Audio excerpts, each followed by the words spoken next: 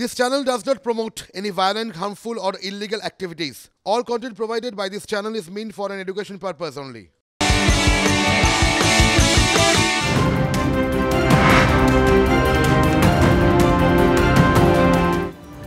টিভি9 বাংলায় আরও একবার আপনাদের সকলকে স্বাগত। দুর্নীতির প্রসঙ্গে কথা বলতেই হবে, কারণ রেশন দুর্নীতি আর সেই তদন্তে আরও তেড়েফুঁড়ে ইডি।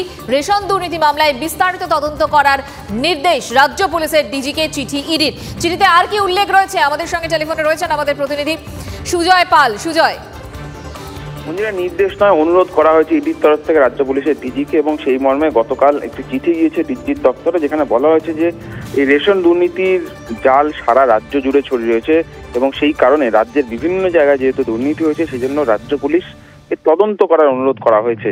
এবং তদন্ত করার অনুরোধ করার পাশাপাশি বলা হয়েছে যে প্রয়োজন যদি রাজ্য পুলিশ চায় তাহলে ইডি সব রকম সহযোগিতা করতে প্রস্তুত। এবং যে চিঠি পাঠানো হয়েছে সেই চিঠিতে এই দুর্নীতির একটা সংক্ষিপ্ত সার পাঠানো হয়েছে, যে কিভাবে দুর্নীতি হয়েছে এবং কোন কোন জায়গায় দুর্নীতি হয়েছে, কত টাকার দুর্নীতি হয়েছে, সেই ডিটেলসও কিন্তু পাঠানো হয়েছে রাজ্য পুলিশের দপ্তরে। তার কারণ যেহেতু রাজ্য পুলিশই প্রথম 2020 সালে এফআইআর করেছিল বা মামলা রুজু করেছিল এই রেশন দুর্নীতি মামলায়, কিন্তু রাজ্য পুলিশের তদন্ত কোনো বিশেষ কারণে এগোয়নি।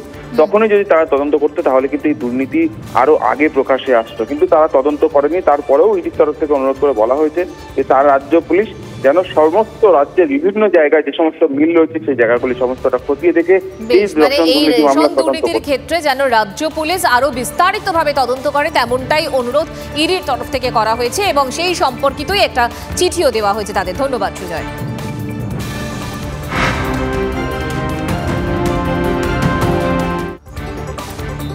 পরের খবর, তৃণমূল নেতা সুব্রত বক্সির আত্মীয়ের পরিচয় দিয়ে টাকা তোলার অভিযোগ। আনন্দপুর থানা এলাকায় একাধিক ব্যক্তির কাছে টাকা তোলার অভিযোগ। কি সেই ব্যক্তির পরিচয়, কিভাবে টাকা তুলতো সে? সুশোভন আমাদের সঙ্গে রয়েছেন আমাদের প্রতিনিধি। সুশোভন, দেখো, দীপঙ্কর দাস নামে এক ব্যক্তিকে আনন্দপুর থানা ইতিমধ্যে গ্রেপ্তার করেছে, এবং যেটা পুলিশ সূত্রে খবর যে আনন্দপুর থানা এলাকার এক ব্যক্তির প্রথমে তিনি অভিযোগ করেন এবং সেই অভিযোগের ভিত্তিতে আনন্দপুর থানা তদন্ত করে এবং সুব্রত বক্সির জামাইয়ের পরিচয় দিয়ে কিন্তু সে বিভিন্ন সময় আর্থিকভাবে প্রতারণা করতো, অর্থাৎ টাকা তুলতো।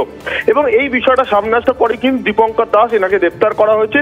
পুলিশ সূত্রে খবর যে একজন নয় একাধিক ব্যক্তির থেকে কিন্তু এইভাবে টাকা তোলা হয়েছে এবং পুলিশ ইতিমধ্যে তাকে গ্রেপ্তার করে নিজেদের হেফাজতে চাইবে। নিজেদের হেফাজতে পেলে কিন্তু কার কার থেকে কত টাকা তুলেছে এবং এর নেপথ্যে আর কারা কারা জড়িত পুরো বিষয় তদন্ত করতেছে আনন্দপুর থানা। মঞ্জিরা, ধন্যবাদ সুশোভন।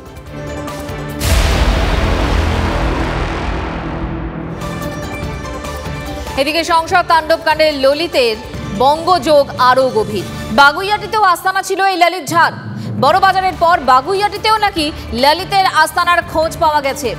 রঞ্জিত আমাদের সঙ্গে রয়েছেন আমাদের প্রতিনিধি। রঞ্জিত, আরো একটা আস্তানা ললিতের, কি খবর পাচ্ছি আমরা? দেখো, গত 13ই ডিসেম্বর যে পার্লামেন্টে যে স্মোক বোম হামলা হয়েছিল তার অন্যতম মূল চক্রী কিন্তু এই ললিত ঝা, তার মাস্টার মাইন্ড তিনি। তার কিন্তু বাগুইয়াটিতে এই বাড়িতে তিনি ভাড়া থাকতেন এবং তার বাবা মা সহ ভাই সহ 4 জন তারা এখানে ভাড়া থাকতেন, এমনটাই কিন্তু সূত্র মারফত আমরা জানতে পেরেছি। এবং যেটা বাড়িওয়ালা দাবি যে দীর্ঘদিন ধরে অর্থাৎ 3 বছর ধরে তারা এখানে ভাড়া থাকতেন এবং কোনো অস্বাভাবিকতা তাদের মধ্যে ছিল না, এমনটাই কিন্তু তারা জানাচ্ছেন। এবং ললিত ঝা কিন্তু সকালবেলা উঠলেই তিনি চায়ের দোকানে যেতেন, চা খেতেন এবং তারপরে কিন্তু তিনি বেরিয়ে যেতেন এবং তার মধ্যে কোনো রকম অস্বাভাবিকতা ছিল না এবং বাড়িতে কেউ আসতেন না। এবং ছোট্ট পরিবার ছিল, একটি কামরার ছোট্ট পরিবার, এবং সেই পরিবারে কিন্তু তারা এখানে থাকতো। এবং সবচেয়ে গুরুত্বপূর্ণ বিষয় হচ্ছে যে এই ললিত ঝা এবং তার বাবা মা অর্থাৎ বাবা পুরোহিত ছিলেন এবং সমস্ত রকম কোনো রকমভাবে এগ্রিমেন্ট হয়নি এবং গত 3 বছর ধরে এখানেই ভাড়া থাকতেন। তিনি একটি টিউশন ক্লাস চালাতেন এবং সবচেয়ে বড় ব্যাপার যে এখানে কোনো ধরনের এগ্রিমেন্ট ছিল না এবং প্রতিবেশীদের দাবি কোনো রকম অস্বাভাবিকতা তার মধ্যে ছিল না এবং সে কোনো ধরনের কেউ আসতো যেত না, এমনটাই কিন্তু বাড়িওয়ালার দাবি করছেন। বুঝতে পারছি, এই নজর রাখো, খবরের দিকে নজর রাখো, তার কারণ ললিতের বড়বাজারের আস্তানার খোঁজ পাওয়া গেল আর এবার বাগুইয়াটিতেও আরো একটা খোঁজ পাওয়া গেল। এলাকার মানুষজন কি বলছেন শুনুন। 3 থেকে 7 বছর আমি চিনিও নাকে। আচ্ছা, কিরকম ছিল? ভালোই ছিল, খুব খারাপ না, ওরা ভালো ছিল, ভদ্র ফ্যামিলি ছিল। এখানে কারা কারা থাকতো? ওর মা, ওর বাবা, ভাই আর ললিত। বলছি এখানে কোনো রকম লোকজন যাতে না না না না সেরকম কেউ আসতো না, ওরাই থাকতো, আর কেউ আসতো না। উনি স্কুলে টিচার ছিলেন, একটা টিউশনি করতেন, এটুকু জানি। কোথাও অস্বাভাবিকতা কিছু? না না কিছু দেখিনি, সব কোনোদিন দেখিনি। ওর বাবা মা ভাই গেছে দেশে 10 তারিখে, আর ও সন্ধ্যাবেলা বেরিয়েছে 10 তারিখে সন্ধ্যাবেলা।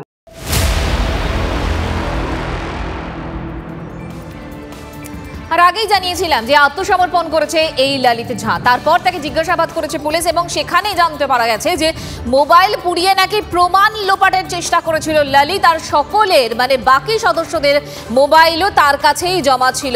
জ্যোতির্ময় কর্মকার আমাদের সঙ্গে রয়েছেন, এই মুহূর্তের আপডেট জানবো। জ্যোতির্ময়,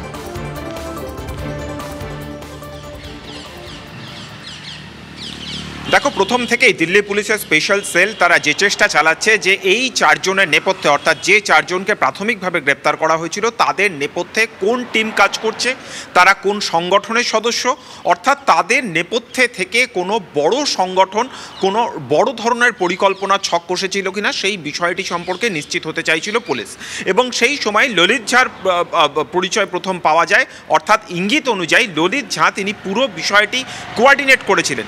যখন বাইরে থেকে বাকি দুজনকে গ্রেপ্তার করা হয়, অর্থাৎ ট্রান্সপোর্ট ভবনের রিসেপশন গেটের সামনে থেকে দুজন যারা এই কালার বোম অ্যাক্টিভেট করেছিল তাদের দুজনকে গ্রেপ্তার করার সময় ললিত ঝা সেখানে প্রেজেন্ট ছিল। সে ভিডিও ফুটেজ তোলে এবং তারপর সে সেখান থেকে পালিয়ে সে যায় রাজস্থানের দিকে, এবং সেখানেই তাকে মহেশ এবং কৈলাস আরও দুজন সহযোগী যাদের এই পুরো প্ল্যানের সঙ্গে যোগ দেওয়ার কথা ছিল কিন্তু শেষ মুহূর্তে তারা গুরগাঁওতে ভিকির বাড়িতে পৌঁছয়নি, তাদের সঙ্গে যোগাযোগ করে। এক্ষেত্রে মহেশ এবং কৈলাস তারা থাকার ব্যবস্থা করে একটি গেস্ট হাউসে, একটি ধাবার গেস্ট হাউসে, সেখানে থাকার ব্যবস্থা করে মহেশের, ললিতের, এবং তিনজন সেখানে তারা লাগাতার টিভি চ্যানেলের ওপরে নজর রাখতে থাকে কি ধরনের নিউজের আপডেট আসছে।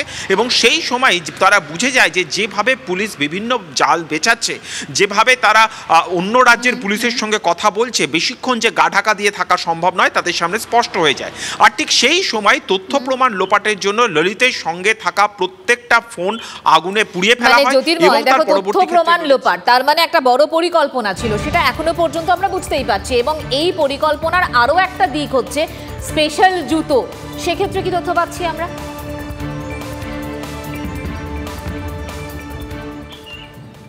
দেখো, এখনো পর্যন্ত যে তথ্য পাওয়া যাচ্ছে যে জুতো, যে কথা আমরা প্রথম থেকেই বলছিলাম যে জুতোর মধ্যে কোনোভাবেই এই কালার বোমের যে ক্যানিস্টার হয় বা ক্যান হয় সেটা কোনোভাবেই কিন্তু লুকিয়ে রাখা সম্ভব নয়। সেই কারণের জন্য তারা একটা স্পেশাল জুতোর অর্ডার দিয়েছিল এবং সেই জুতো লখনৌ থেকে তৈরি করানো হয়েছিল।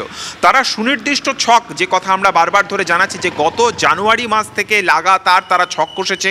বাদল অধিবেশন যখন জুলাই আগস্ট মাসে চলছিল সেই সময় একবারে সে তারা রেকি করে গিয়েছে, সেই সময় মনোরঞ্জন ভেতরে ঢুকেছিল এবং আরও একজন ভেতরে ঢোকার চেষ্টা করে এবং যার মধ্যে ললিত অন্যতম গুরুত্বপূর্ণ, কিন্তু সেই সময় তারা পাস পায়নি।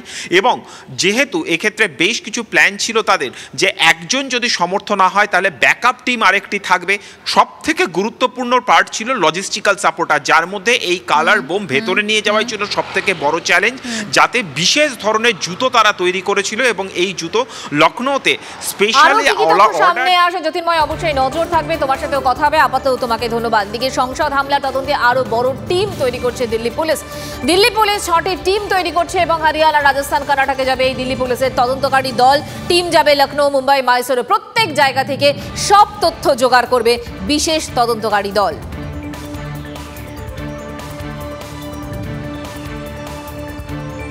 এখনো পর্যন্ত যা তথ্য সামনে এসছে তাতে এই হামলার অন্তত মূল চক্রী ললিত ঝা। গত জুলাই মাসেও নাকি সে কলকাতায় এসেছিল। একটু আগেই আপনাদের জানাচ্ছিলাম যে বড়বাজারের পর বাগুইআটিতেও তার একটা আস্তানা ছিল। পুলিশ সূত্রে খবর, স্বেচ্ছাসেবী সংগঠন সাম্যবাদী সুভাষ সভা গত 23শে জুলাই কলকাতার বাগবাজার থেকে নেতাজি ভবন পর্যন্ত র্যালি করেছিল। তার মানে সেই র্যালিতে কি সে উপস্থিত ছিল? সিজার এই মুহূর্তে আমাদের সঙ্গে রয়েছেন, আমাদের অপর সহকর্মী।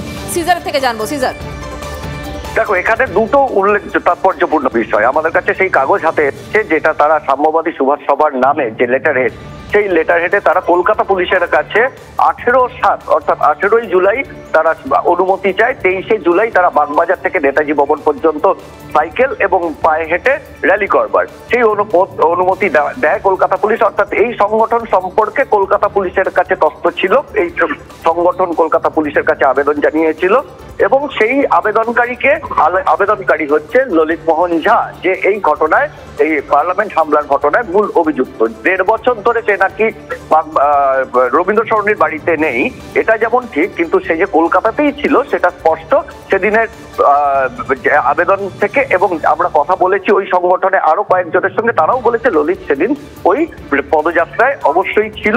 এবং তার পরবর্তীতে তো জানাই গেছে যে গত 10 তারিখ পর্যন্ত সে কলকাতাতেই ছিল, কলকাতার উপকণ্ঠে বাগুইয়াটির একটি ভাড়া বাড়িতে ছিল। অর্থাৎ বিভিন্ন ডেরা পাল্টে সে থাকছিল এবং সেই কলকাতা থেকেই এক হচ্ছে এই ঠিকানা পাল্টে থাকা, এটার পেছনে কি কারণ হতে পারে? বড় কোনো পরিকল্পনা, বড় কোনো ছক? এক, দ্বিতীয়ত এই সংগঠনের আবার ঠিকানা ছিল হচ্ছে নীলাক্ষর বাড়ির ঠিকানা, তাই তো?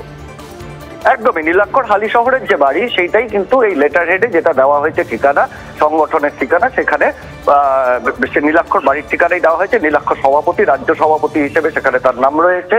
অর্থাৎ এটা স্পষ্ট যে এই সংগঠন ললিত ব্যক্তিগতভাবে এটা করেছে কিনা সেটা স্পষ্ট নয়, কিন্তু এই সংগঠন হোক, রাজস্থানের ভগৎ সিং ফ্যান ক্লাব হোক, বা এই ধরনের বিভিন্ন যে সামাজিক সংগঠনের আড়ালে এরা নিজেদের প্রস্তুতি নিয়েছিল, এটা স্পষ্ট। এবং ললিতের ডেরা পাল্টে থাকার কারণ সেটা হতেই পারে যে এই ধরনের একটা বড় ঘটনা প্রস্তুতি সে নিচ্ছিল এবং সেই কারণেই সে নিজের আত্মগোপন করবার বিভিন্ন জায়গা তৈরি করে রাখছিল। সিজার, আপাতত তোমাকে ধন্যবাদ।